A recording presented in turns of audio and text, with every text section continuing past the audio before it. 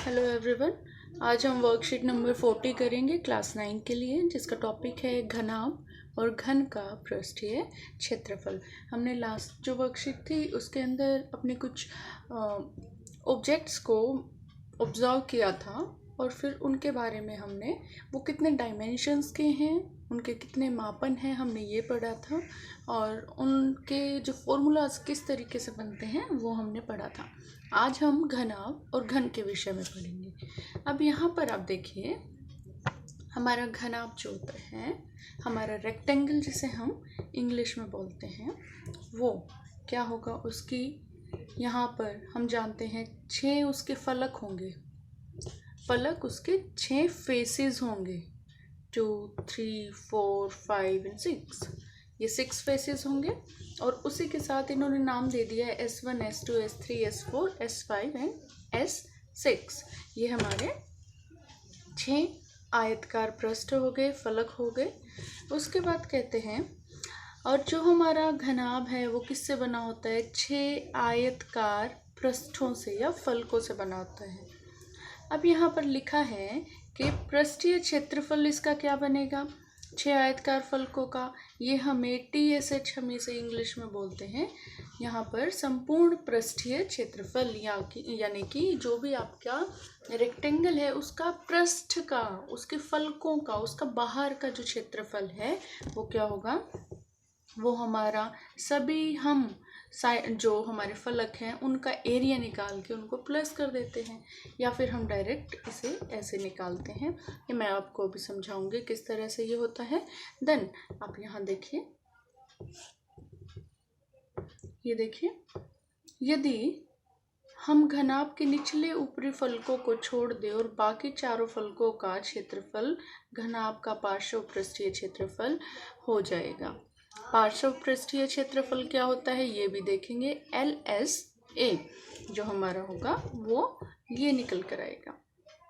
देखिए, मैं पहले आपको समझाती हूँ ये किस तरह से होता है।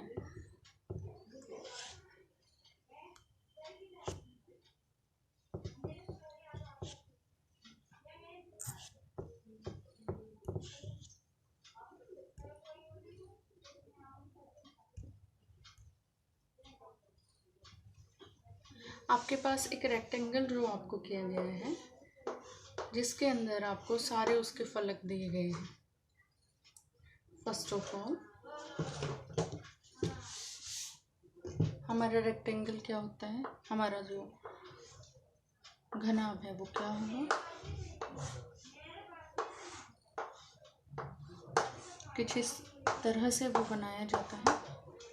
अब जब इस फिगर को हम ओपन करके लिखना चाहें तो हम इसको बेस ले रहे हैं और इसको अपर पार्ट ले रहे हैं। हम इन वाले स्क्वायर्स को ले रहे हैं जो अपर पार्ट ले रहे हैं। देखिए, ये क्या बनेगा?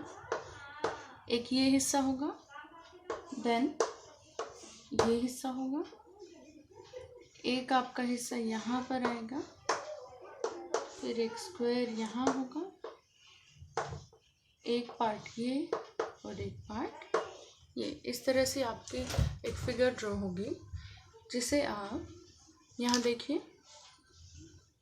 यहाँ लेंथ है, ब्रेड्थ है।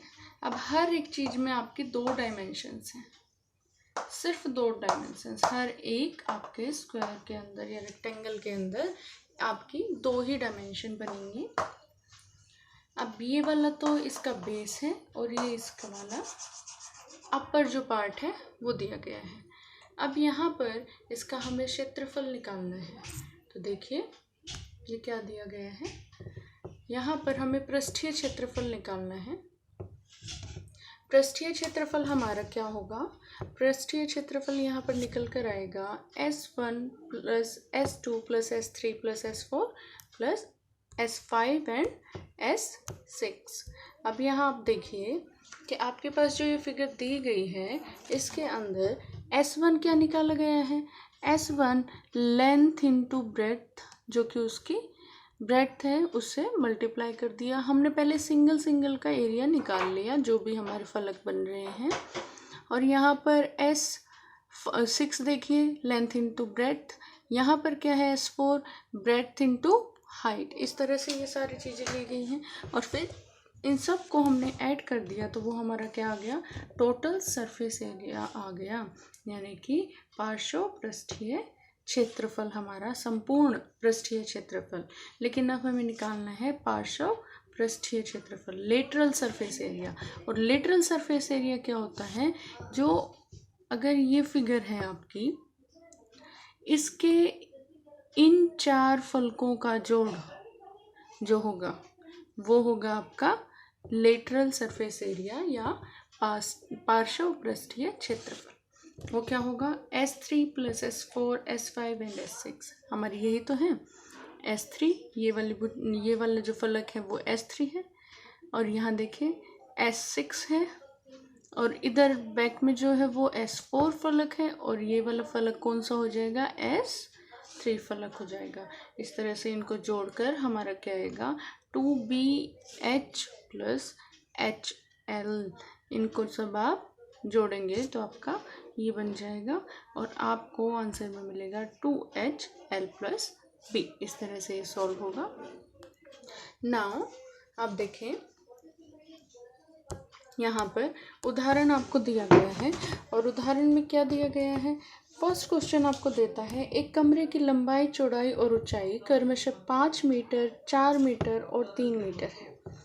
लंबाई, चौड़ाई और ऊंचाई क्या दी गई है, 5, 4 और 3 मीटर। कमरे का संपूर्ण पृष्ठीय क्षेत्रफल ज्ञात करो। और संपूर्ण पृष्ठीय क्षेत्रफल आपको फॉर्मूला मालूम हो गया है, क्या है, 2L × B, L B × H और L × H। अब आप इनको 2 को कॉमन लेके LB, BH और HL यहाँ कर लेते हैं, और इसे फॉर्मूले से हमने क्या करना है, संपूर्ण पृष्ठीय क्षेत्रफल फाइंड आउट करना है। यहाँ देखें, ये देखिए क्वेश्चन में दिया गया है आपको लंबाई, चौड़ाई और ऊंचाई। अब हम इन वैल्यूज़ को पुट करेंगे इस फॉर्मूला के अंदर, और इसे सॉल्व करके हम अपना क्वेश्चन को सॉल्व करके 94 मीटर स्क्वायर हमारा क्या होगा, संपूर्ण पृष्ठीय क्षेत्रफल आ जाएगा इस कमरे के लिए। फिर ये कहता है कमरे की दीवारों और छत का क्षेत्रफल निकालो। जो हमारी दीवारें हैं इनका और छत का। अब दीवारों का क्षेत्रफल किस फॉर्मूला से निकलेगा, लेटरल सरफेस एरिया से, और छत का अलग से निकलेगा। देखिए हम क्या करेंगे, यहाँ पर हमने कहा छत का क्षेत्रफल और दीवारों का क्षेत्रफल। छत का क्षेत्रफल क्या होगा, ये होगा 2 × BH + HL, ये हमें दिया गया है। और अगर हमें अलग से छत का निकालना है तो छत के लिए आप देखिए L × B नीचे दिया गया है, L × B हम उसे करेंगे, ये L × B। यहाँ पर ये जो एरिया होगा, ये जो एरिया होगा वो L × B होगा, और उसको हम प्लस कर देंगे पार्श्व क्षेत्रफल में, लेटरल सरफेस एरिया में हम छत के क्षेत्रफल को ऐड कर देंगे, और जब हम इसको कैलकुलेट करते हैं तो हमारा आंसर 74 मीटर स्क्वायर आ जाएगा। इस तरह से हम इसे सॉल्व कर सकते हैं। लेकिन इन्होंने कहा है उस पर सफ़ेदी हमें करनी है, तो उसका व्यय निकालिए।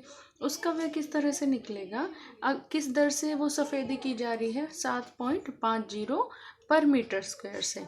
तो जितना आपका क्षेत्रफल हमें करना है सफ़ेदी, उसको हम पैसों से, जो भी आपके रुपीज़ है उससे मल्टीप्लाई कर देंगे, और आपका आंसर रुपीज़ में 555 आ जाएगा। देन आपके पास आता है घन। आपको घन को निकालना है। उसी तरह से हमने घन को ड्रॉ कर लिया, इसके फलकों को अलग अलग हमने करके दिखाया है। और यहाँ पर आप देखें तो यहाँ भी आपको इनको मल्टीप्लाई करके A × A लिखा गया है, क्योंकि हमारा ये सारे स्क्वायर बन रहे हैं। हमारे स्क्वायर के अंदर क्या होता है, समचतुर्भुज के अंदर क्या होता है, सभी साइड्स इक्वल होती हैं। सभी साइड्स इक्वल होती हैं तो A × A करके हम इसे फाइंड आउट कर सकते हैं। अब यहाँ पर हमने क्या किया, 2 तो ये आमने सामने वाले हुए, 2 ये आमने सामने वाले हुए, और 2 नीचे और ऊपर वाले, ये 2 हो गए। इनको हमने 2 × A × A + 2 × A × A इस तरह से लिख लिया। अब जब हम इसको सॉल्व करेंगे तो ये हमारे पास 6a² आएगा। इसका मतलब हमारा जो घन होता है उसका टोटल सरफेस एरिया, ये संपूर्ण पृष्ठीय क्षेत्रफल 6a² आएगा। लेकिन यदि हम घन के निचले और ऊपरी फलकों को छोड़ दें तो बाकी चारों फलकों का क्षेत्रफल यानी कि पार्श्व पृष्ठीय क्षेत्रफल, इन 4 फलकों का क्षेत्रफल क्या होगा, ऊपर और नीचे का छोड़ दें तो ये हमारा होगा 4a²। 4a² हमारा ये आ जाएगा। अब इसके लिए भी एक उदाहरण आपको दिया गया है और उदाहरण है कि 1.5 मीटर भुजा वाली एक घनाभकार पानी की टंकी का संपूर्ण पृष्ठीय क्षेत्रफल तथा पार्श्व पृष्ठीय क्षेत्रफल निकालना है। घनाभकार एक टंकी दी गई है, घनाभकार नहीं, घनाकार एक टंकी दी गई है, घन है और उसके बाहरी पृष्ठों पर 25 सेंटीमीटर भुजा वाली वर्गाकार टाइलें लगी हुई हैं और कितनी टाइलें लगी हैं वो हमें निकालना है। अब यहाँ देखें, घनाभकार पानी की टंकी का संपूर्ण पृष्ठीय क्षेत्रफल टोटल सरफेस एरिया 6a² होगा। हमने फॉर्मूला कैलकुलेट किया है, यहाँ जान लिया है किस तरह से निकलेगा। तो हम a जो हमें वैल्यू दी गई है उसे पुट करेंगे और इस क्वेश्चन को सॉल्व करके फॉर्मूला में पुट करके 13.5 मीटर स्क्वायर हमारा आएगा। अब यहाँ पर घनाकार पानी की टंकी का पार्श्व पृष्ठीय क्षेत्रफल lateral surface area find out करना है। उसके लिए 4a² हमारी जो पुट होगा और 4a² जब हम सॉल्व करते हैं तो ये 90,000 सेंटीमीटर स्क्वायर हमारा आ जाएगा। अब यहाँ पर टाइलें लगी हैं, एक टाइल का कितना क्षेत्रफल है हम वो निकाल लें। अब यहाँ ये जो टाइलें लगी हैं, अगर हम एक टाइल का क्षेत्रफल निकालें और इस पूरे का क्षेत्रफल एक टाइल के क्षेत्रफल से डिवाइड कर दें तो हमारे पास ये आ जाएगा कि हमने यहाँ पर कितनी टाइलें लगाई हैं। तो यहाँ पर कुल क्षेत्रफल हम निकाल चुके हैं क्योंकि टाइल्स तो हमारी 4 साइड्स पर ही लगेंगी। और अब हमें निकालना है कि टाइलों की संख्या क्या है। तो हम क्या करेंगे, एक टाइल का क्षेत्रफल निकाल लेंगे और आपका एक टाइल का क्षेत्रफल 25 × 25 625 सेंटीमीटर आएगा क्योंकि आपको साइड दी गई है टाइल की। अब टाइलों की संख्या निकालनी है तो 144 टाइलें आपके आ जाएंगी। आप लेटरल सरफेस एरिया को, पार्श्व पृष्ठीय क्षेत्रफल को एरिया ऑफ टाइल से, 1 टाइल से डिवाइड कर देंगे और इस तरह से आपका ये क्वेश्चन सॉल्व हो जाएगा। अब आपको कुछ और क्वेश्चन दिए गए हैं, 2 क्वेश्चंस और हैं जिनको आपको सॉल्व करना है। फर्स्ट क्वेश्चन देखिए, एक घनाकार डिब्बे का एक किनारा 10 सेंटीमीटर है और अन्य घनाभकार जो डिब्बे हैं आपके, उनकी लंबाई, चौड़ाई और ऊंचाई आपको दी गई है। एक घनकार डिब्बा है और एक घनाकार डिब्बा है और उनकी आपको सारी मेजरमेंट्स दी गई हैं। किसी डिब्बे का पार्श्व पृष्ठीय क्षेत्रफल अधिक है और कितना अधिक है, कौन से का पार्श्व पृष्ठीय क्षेत्रफल अधिक है, लेटरल सरफेस एरिया किसका ज़्यादा है और कितना अधिक है, ये निकालना है। और किस डिब्बे का कुल पृष्ठीय क्षेत्रफल कम है और कितना कम है। तो दोनों ही हमें क्षेत्रफल निकालने हैं। देखिए हम किस तरह से इसे फाइंड आउट करेंगे। ये आपका एनसीईआरटी बुक से क्वेश्चन लिया गया है 13.1 का फर्स्ट क्वेश्चन, जो 5th क्वेश्चन है वो आपका लिया गया है। देखिए हम इसे सॉल्व करते हैं। एक घनाकार डिब्बे में अब आपके एक किनारे की आपको लंबाई दी गई है 10 सेंटीमीटर और वहाँ पर तो एक स्क्वायर बनता है, मतलब सारी भुजाएं बराबर हो जाएंगी, समचतुर्भुज बनता है तो 10 सेंटीमीटर हो जाएंगी सभी। अब हमारे पास उसका पार्श्व पृष्ठीय क्षेत्रफल हमें निकालना है। हम जानते हैं वो 4a² होता है। 4a² होता है तो यहाँ पर हम a की वैल्यू पुट करेंगे जो 10 सेंटीमीटर है और आंसर आपका 400 सेंटीमीटर स्क्वायर आ जाएगा। अब घनाभकार डिब्बे के लिए निकालिए। पार्श्व पृष्ठीय क्षेत्रफल, और उसका फॉर्मूला हमारे पास 2HL+B होता है। हमने यहाँ पर ये हमारी लेंथ, ब्रेड्थ और हाइट दी गई है। 2HL+B में हम इसे पुट करेंगे और पुट करने के बाद ये 360 सेंटीमीटर स्क्वायर है। पूछा गया था कि किसका ज़्यादा होता है, तो हमारे पास आंसर आ गया कि ज़्यादा जो पार्श्व पृष्ठीय क्षेत्रफल है वो हमारा घनाकार डिब्बे का है। घनाकार डिब्बे का पार्श्व पृष्ठीय क्षेत्रफल अधिक है। और कितना अधिक है, हम दोनों के एरियाज को माइनस कर देंगे और वो कितना अधिक आया, 40 सेंटीमीटर स्क्वायर हमारा अधिक आ गया। अब सेकंड पार्ट है। सेकंड पार्ट में घनाकार डिब्बे का पार्श्व पृष्ठीय क्षेत्रफल 40 सेंटीमीटर स्क्वायर अधिक है। अब घनाकार डिब्बे का कुल पृष्ठीय क्षेत्रफल निकालते हैं। कुल पृष्ठीय क्षेत्रफल 6a स्क्वायर से निकलेगा, वो हमने 600 सेंटीमीटर स्क्वायर निकाल लिया। अब हमें कुल पृष्ठीय क्षेत्रफल निकालना है घनाकार डिब्बे का, और वो हमारा फॉर्मूला हम जानते हैं 2LB+BH+LH होगा, और उसे हम वैल्यूज़ को पुट करने के बाद हमारे पास 610 सेंटीमीटर स्क्वायर ये आएगा। और अब हमें पूछा गया था किसका क्षेत्रफल कम है, कुल पृष्ठीय क्षेत्रफल किसका कम होगा, तो हम इसमें से इसको माइनस करेंगे और हमारा आंसर आ जाएगा। हम दोनों क्षेत्रफल को माइनस कर देंगे और माइनस करके 10 सेंटीमीटर स्क्वायर हमारा आया। और किसका कम है, आप देख सकते हैं कुल पृष्ठीय क्षेत्रफल। कुल पृष्ठीय क्षेत्रफल हमारा घनाकार डिब्बे का कम आया है। घनाकार डिब्बे का कुल पृष्ठीय क्षेत्रफल 10 सेंटीमीटर स्क्वायर कम है। इस तरह से आपका ये क्वेश्चन सॉल्व होता है।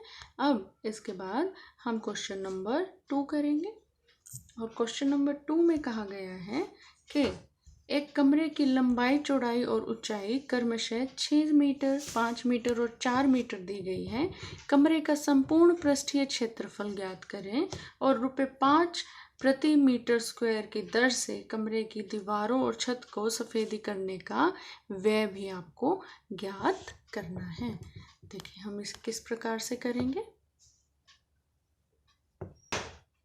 तो सेकंड क्वेश्चन को हम किस तरह से करेंगे। सेकंड क्वेश्चन में लेंथ, ब्रेड्थ और हाइट हमें दी गई है। Length is 6 centimetre, breadth is 5 metre और हाइट इज 4 मीटर। अब हमें यहाँ पर कमरे का संपूर्ण पृष्ठीय क्षेत्रफल निकालना है, वो हमारा 2LB/BH और HL होगा।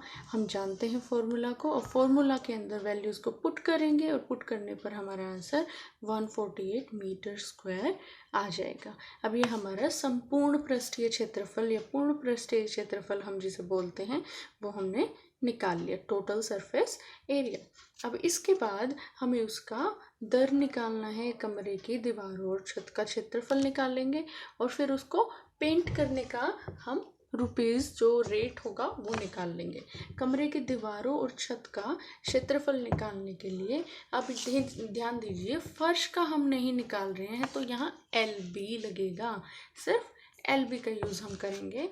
अब यहाँ पर 2BH+HL और इस पार्ट में LB को हम कम कर देंगे, तो यहाँ LB होगा।